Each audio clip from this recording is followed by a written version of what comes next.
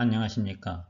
은퇴 이전의 굴레에서 벗어나자라는 주제에 대해서 생각해 보겠습니다.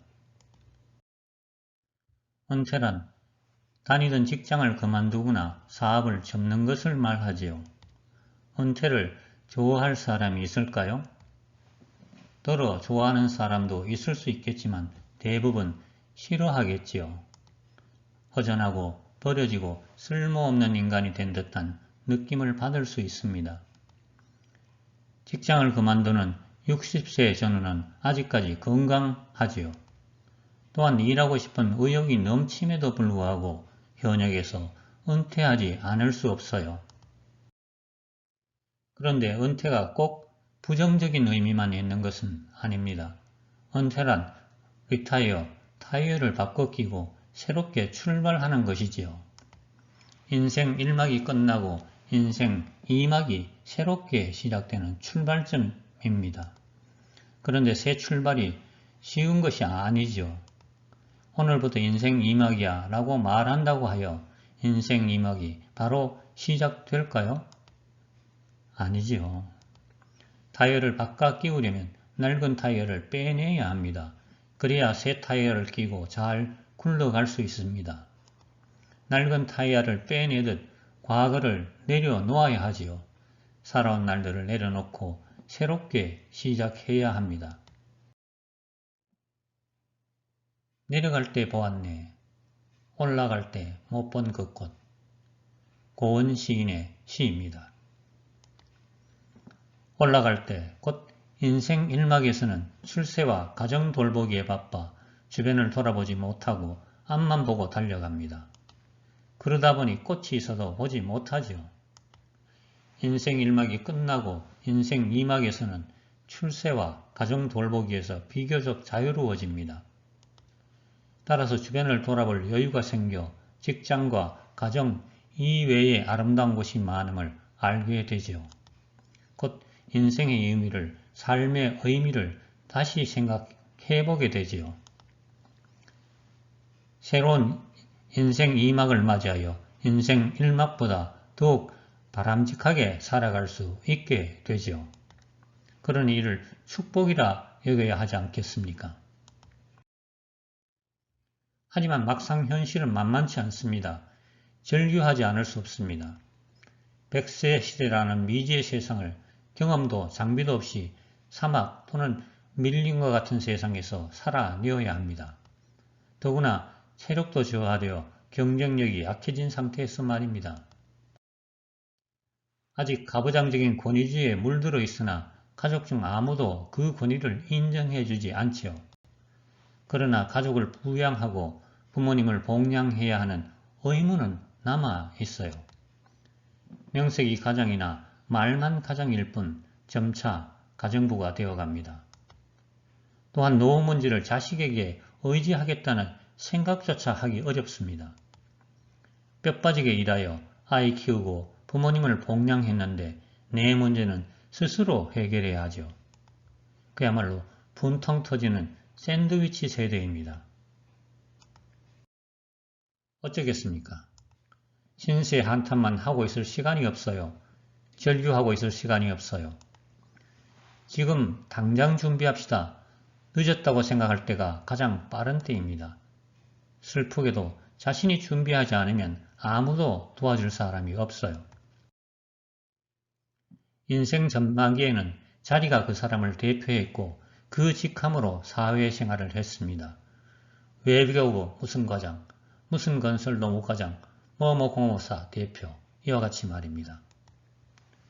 그러나 인생 후반기는 다릅니다. 자신의 자리가 없어졌어요. 과거에 아무리 중요한 직책이 있었다 하더라도 모두 흘러간 과거일 뿐입니다. 조직이 나에게 잠깐 맡긴 자리를 자신이라 생각하는 착각부터 버려야 합니다.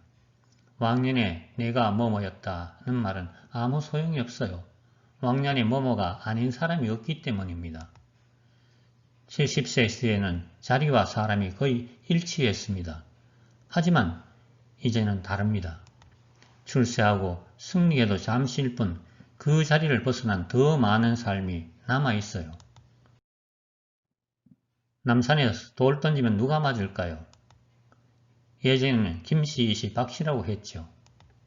하지만 요사이는 은퇴한 국회의원 장차관 기업 임원들이 맞는다는 우스개가 있습니다. 가까스로 꼭대기에 올랐는데 떠밀려 추락한다면 허망할 것입니다. 스스로 만든 건의와 허세라는 감옥에서 나와야 합니다. 과거에 매달려 있으면 될 일도 안 됩니다. 과거를 과감히 벗어 던져야 합니다. 퇴직 후 조금 지나면 직장을 그만둔 친구 수를 세는 게 일이 됩니다. 네모도 그만두었고 별표도 그만두었고 마름모도 그만두었고 끝이 없습니다. 일 좀 할만하니까 그만두어야 합니다. 그동안 맡은 일을 열심히 했는데 회사 밖으로 나가면 할 줄 아는 게 없어요. 끈 떨어진 연신세, 가정에서도 사회에서도 이리 처이고 저리 치이지요. 하지만 살아가야 할 날이 지금까지 이려온 날만큼 많이 남아 있습니다. 새로운 꿈을 향하여 다시 이륙을 준비해야 합니다. 인도의 열대림에서는 특이한 방법으로 원숭이를 잡는다고 합니다. 원숭이가 앞발이 겨우 들어갈 만한 작은 구멍이 있는 상자에 원숭이가 좋아하는 바나나를 넣어 놓습니다. 냄새를 맡고 찾아온 원숭이는 앞발을 넣어 바나나를 움켜쥡니다. 하지만 앞발을 집어넣는 것은 쉽지만 바나나를 움켜쥔 상태에서 앞발을 뺀다는 것은 어려운 일이죠. 결국 원주민이 다가오는데도 원숭이는 움켜진 바나나를 놓지 못해서 잡히고 맙니다. 손에 들어온 것은 놓지 않는 원숭이의 습성을 이용한 사냥법입니다.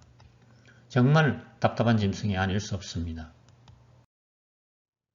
자신을 돌아봅니다. 과연 내가 놓지 못하고 있는 바나나는 무엇일까요? 우리는 지금 이 시점에서 곰곰이 생각해 보아야 할 것 같습니다. 그 바나나로 인해 내가 살 수 있을지 아니면 죽을 것인지.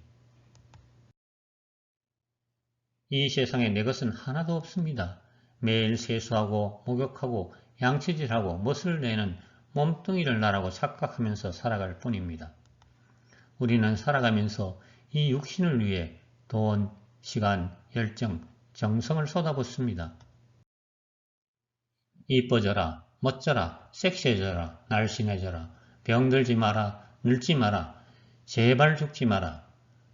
하지만 이 몸은 내 의지와 내 간절한 발행과는 전혀 다르게 살찌고 야위고 병들고 노쇠하고 암에 노출되고 기억이 점점 상실되고 언젠가는 죽게 마련입니다.